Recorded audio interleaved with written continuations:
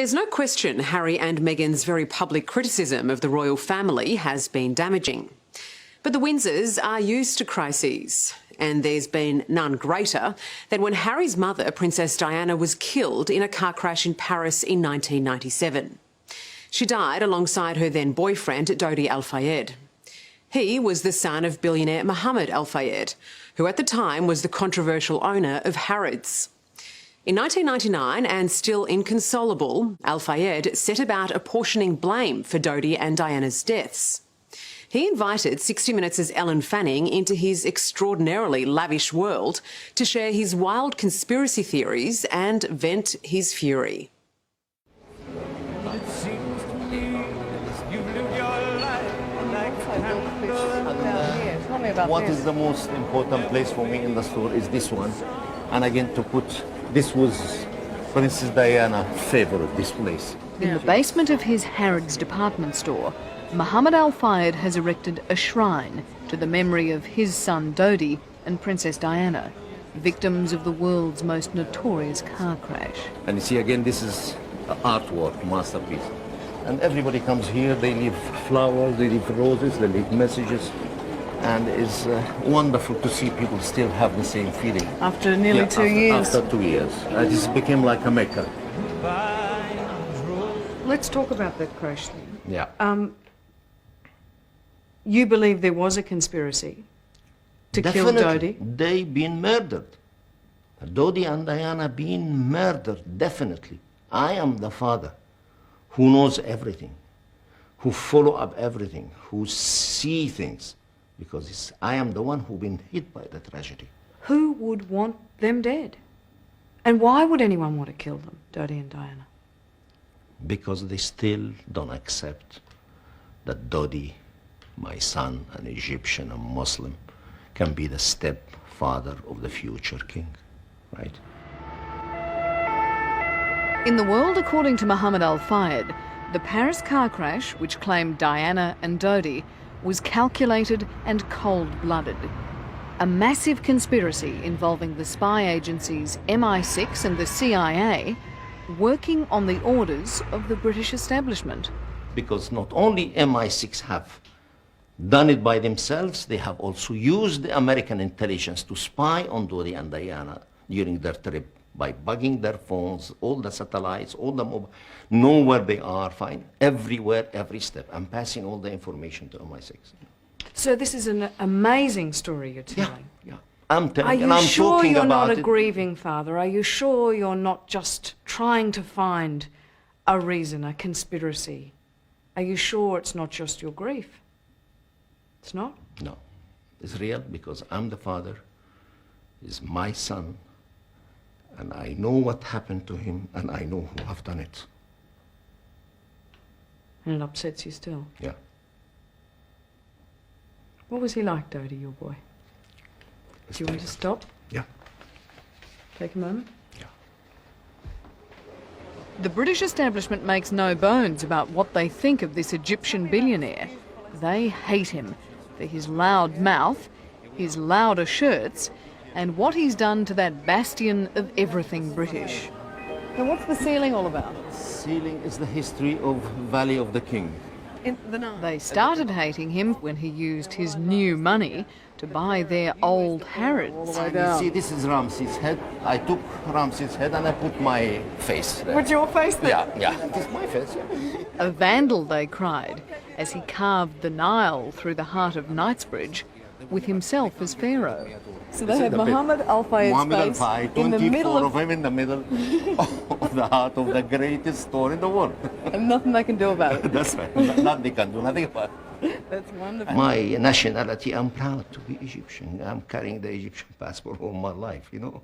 When Egypt was a civilization, you know, thousands of years ago, here they were still wearing animal skin and running with sticks. Fine, and this is 600-700 years ago. Is this too harsh to say that the British establishment don't accept you because you're the wrong race and you're the wrong religion and you're the wrong nationality? Right, I have a curly hair, I'm a little bit dark skinned, you know. I am Egyptian, right, okay? Racism pure and simple? Racism at the core. So why do you bother with Britain? I put my roots here for 35 years, right? Still, I love the country and I love the masses and the people. I don't care about those bastards. For me, it's just, they have no value for me. For a man who says the British elite can go to hell, Mohamed Al-fayed and his son Dodi came impossibly close to smashing their way into it. It started on the French Riviera, when Princess Diana accepted an invitation to be a guest on their yacht. But she ended up more like one of the family. Would Dodi and Diana have got married, do you think? Definitely. That is beautiful. This is the ring, picked up in Paris the afternoon they died. For Mohamed, $700,000 worth of proof positive that his son and Princess Diana were serious about marriage. You must have been tremendously excited. For me, it makes no difference. My son, again, for me, is my prince, you know. But after all these years of battling the establishment, you're this close to having the Al-fayed name right at the centre of the British... I don't give a damn, don't give a shit about the establishment. For me, they are nothing.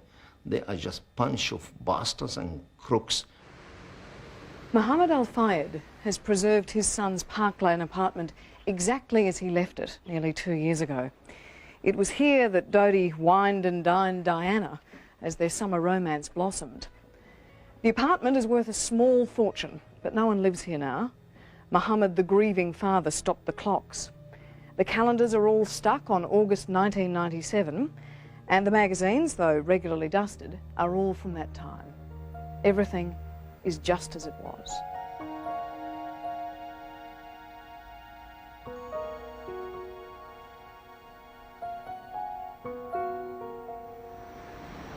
And when the grieving father is a billionaire, there are shrines all over the world. This is Dodi's Paris apartment. Like London, this apartment remains in a time warp. Dodi and Diana were on their way back here from the Ritz Hotel, about a 5-minute drive away, when the crash occurred.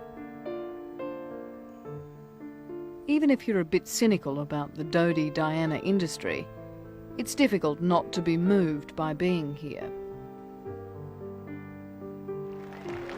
We've seen since the crash that Prince Charles, who was a very unpopular figure in Britain, has re-established himself. He's now popular again, and the notion of him becoming king is quite palatable. What do you think when you look at that PR overhaul that Prince Charles... It's all just baloney, it's just all made up, you know, again, to bring back again, go out with this Dracula, I call her, you know. This what? Dracula. Dracula. Camilla Parker Bowles. Yeah, I don't know what he's here, I just unbelievable, you know. Just see the beauty of just goddess face, Diana, you know. And you go with a grandmother, I don't know. Complete gaga, right?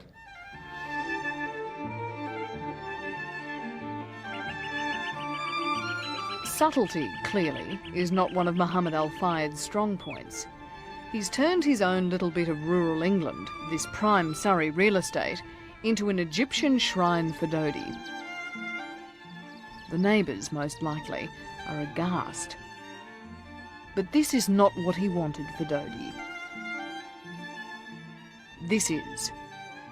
It's the villa outside Paris, which was home to another troublesome royal, Edward, the scandalous Duke of Windsor, and his inappropriate bride, the once-divorced Mrs. Simpson.